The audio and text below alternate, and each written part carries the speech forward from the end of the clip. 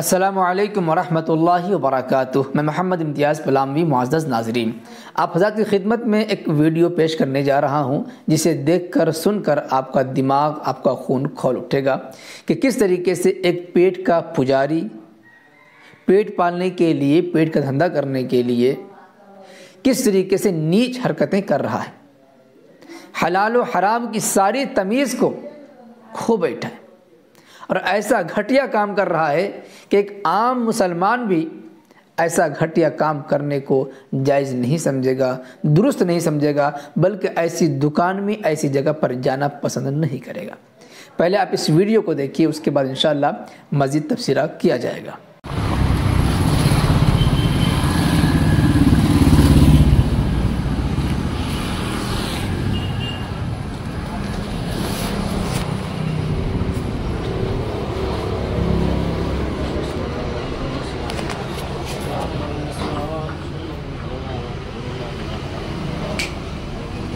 کیا نام ہے حافظ صاحب تمہارا؟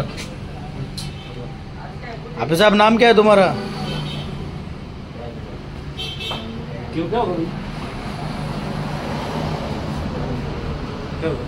کیا نام ہے تمہارا؟ صادق۔ کہاں رہے جی؟ صادق، پورا نام بولو۔ صادق پٹھان۔ صادق پٹھان۔ یہ حافظ صاحب کو پٹھان نہیں بولا تھا کیا اپنے یہاں؟ ہاں۔ 2 نمبر کا دھندا ہے؟ ہاں، کیا حلال روزی ہے؟ دونوں بھی، دونوں بھی ہے کیا؟ تو سب دکان پہ جاتے ہیں، یہ بازو میں دکان پہ جاتے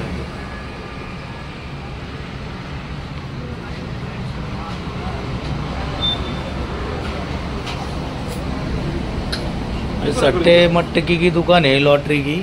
مٹکی کی نہیں ہے، کون مٹکی کی؟ آن لائن ہے نہیں؟ ہاں، آن لائن مٹکی کی دکان ہے۔ مٹکا نہیں یہ ہے۔ مسجد کے حافظ صاحب یہاں پہ قرآن پاک کی تلاوت کر رہے شاید، ان کو میں پوچھ رہا کہ حافظ صاحب تو گنگنا رہے ہو، پڑھ رہے ہو؟ یہ ایسا آج کا حال ہے ہمارا۔ یہ صادق بھائی پٹھان بول کے گوندونی کے رہنے والے، ان کی وہ دکان ہے۔ اور معزز ناظرین، آپ نے دیکھا کہ ایک لاٹری کی دکان ہے، اس دکان میں کسی مسجد کا امام ہے رپورٹر کے مطابق، اور اگر امام نہ بھی ہو تو ایک عام حافظ ہے۔ ایک لاٹری، جوئے اور سٹے بازی کی دکان میں قرآن خوانی کر رہا ہے۔ قرآن خوانی کرنا برکت کے لیے فی نفسی درست ہے، جائز ہے۔ اب دکان میں، مکان میں حصول برکت کے لیے قرآن خوانی کروا رہے ہیں تو کوئی حرج نہیں ہے، جائز ہے، درست ہے۔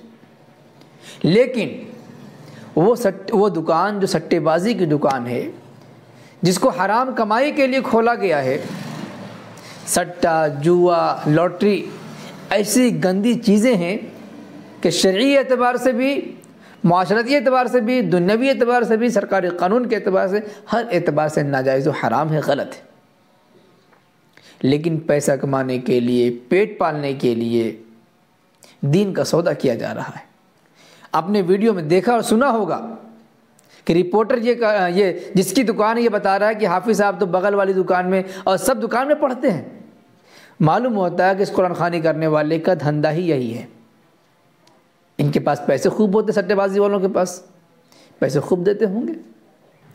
خدا کے واسطے ایسی نیچ حرکتیں کر کے علماء، طلباء، حفاظ قرآن کا مذاق نہ بنائیں، ان کی عزت کو مسمار نہ کریں۔